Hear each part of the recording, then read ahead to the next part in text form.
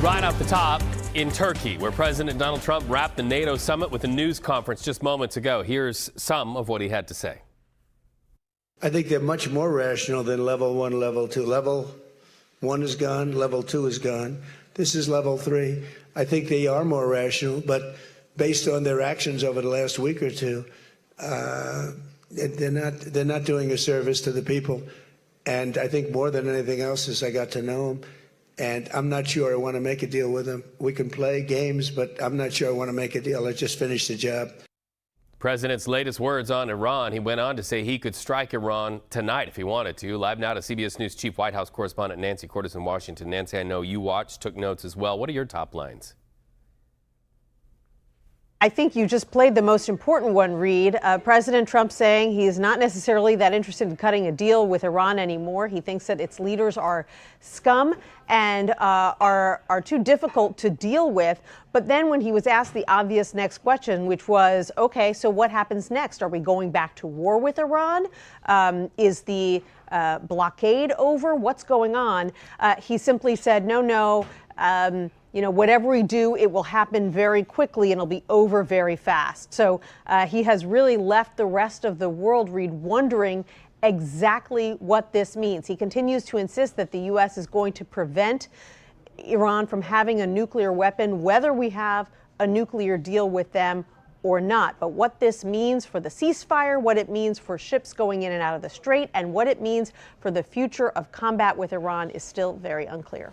Well, that's one hot spot to talk about, obviously, but I know you're aware of what he had to say relative to the war in Ukraine. What came out of the president's meeting with Ukraine's president at the NATO summit?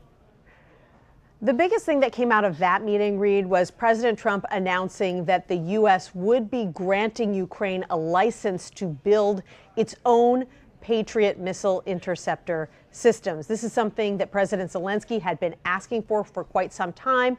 Ukraine is out of those crucial interceptors. Without those systems, it's unable to block missiles coming in from Russia. But the problem is that stockpiles are low all around the world, and so the U.S. hasn't been able to sell those interceptors to the Ukrainians. Zelensky wants to make them himself. The problem is that this is all coming as news to the companies that make those systems. And so how quickly they are going to be able to get set up in Ukraine to actually build those systems is an open question. Obviously, if they can't produce any Patriots for a couple of years, it's not going to help Ukraine very much in the short term.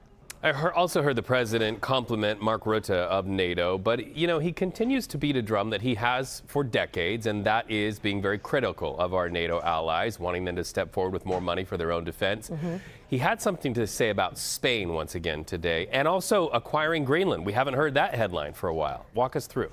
Yep. Well, to the dismay of his European allies, he said once again today that he needs control of Greenland, that it's not enough for the U.S. to be able to build bases there. The U.S. needs to own Greenland. Obviously, that's something that his European allies, Denmark in particular, disagree with. And even Rutte tried to sort of steer clear of it, saying he's not involved in those discussions. As far as Spain is concerned, the president slammed Spain earlier in the day, said that they're very difficult to deal with. He said they're hopeless, bad people. All of this because he believes that Spain is not contributing enough to NATO and to its own defense. But then later at that press conference, Reed, he seemed to walk back from that. He said that he had a great meeting with the other NATO leaders and that one country in particular had really good things to say and that he was pleased with what he heard from them. He didn't say that that country was Spain, but that was the implication. So perhaps as he prepares to depart Turkey and depart this summit, he's feeling a little bit better about Spain than he has in the past. All right, Nancy Cordes, thank you so much for getting us caught up. Much more ahead throughout the day. Now, let's talk about investor reaction on Wall Street to all of these headlines. Put your eyes at the corner of your screen to see the Dow dropped hundreds of points today in reaction to the president's words. Oil prices jumped, so there's a lot of uncertainty among the investor set about the flow of oil out of that critical oil shipping route, the Strait of Hormuz, where we saw strikes. President Trump threatens to strike Iran as early as tonight. This after more U.S. and Iranian strikes happened overnight. You can see them right there on your screen. The Defense Department confirms 80 Iranian targets hit. U.S. Central Command says those strikes come after Iran's Revolutionary Guard attacked 3 ships in the strait. You know, Iran seems to focus on hitting U.S. military targets in Kuwait and Bahrain. In fact, they've been pretty vocal in recent minutes about those areas. Those countries' air defense knocked out incoming Iranian missiles earlier today, so they were grateful to have that ability to do so, but it still raises that threat level. And what about the Memorandum of Understanding? It was signed just days ago between the U.S. and Iran. Think about this. I think it's over. I don't want to deal with them anymore. They're scum. You know what scum is? They're scum. They're sick people. They're led by sick people. And they're vicious, violent people. And if they had a nuclear weapon, they'd use it. As far as I'm concerned, it's over. I'll speak to our negotiators. They want to negotiate. They're good people. Steve Witkoff, Jared Kushner. But they have to come back to me. As far as I'm concerned, it's just a waste of time dealing with them.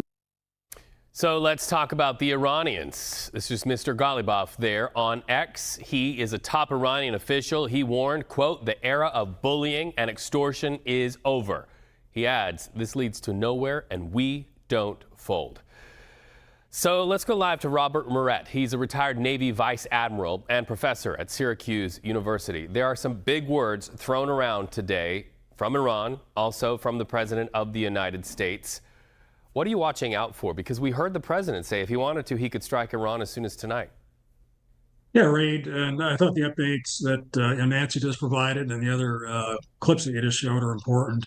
You know, I think there are 4 key points that have been made in the last couple of days from the Iranian perspective. You know, one of the things we always try to do in the military is put ourselves in the shoes of the people we're up against. And the things that I think they're most concerned about were the attacks that we already had. And as you said, the president has telegraphed there might be more tonight on Iran.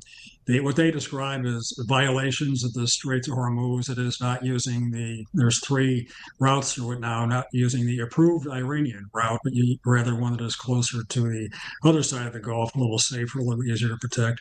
There are concerns about Lebanon. And then the 4th one, Reed, that I think is probably as significant as anything else that kind of got lost in the news the last couple of days, is that the oil sanctions that we have against Iran, which were part of the Memorandum of Understanding, are back in force. And that was a huge financial windfall for Iran that they no longer have. And I think that's probably, in terms of long negotiations, one of the most significant developments we've had in the last few days.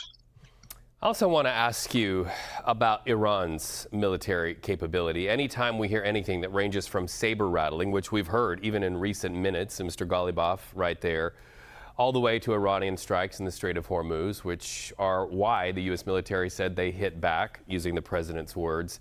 I often also hear the president say, we've decimated the Iranian military. But have we?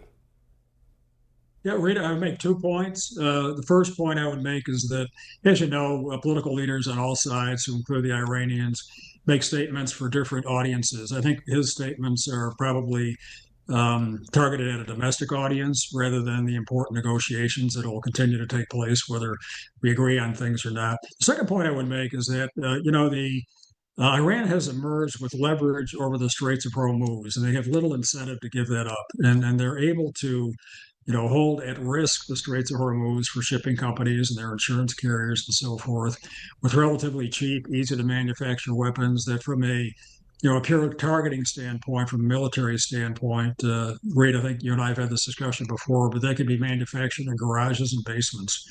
And trying to wipe out their ability to have some kind of military capabilities, unmanned vehicles of various types to hold the Straits of Hormuz at risk is going to be a huge challenge.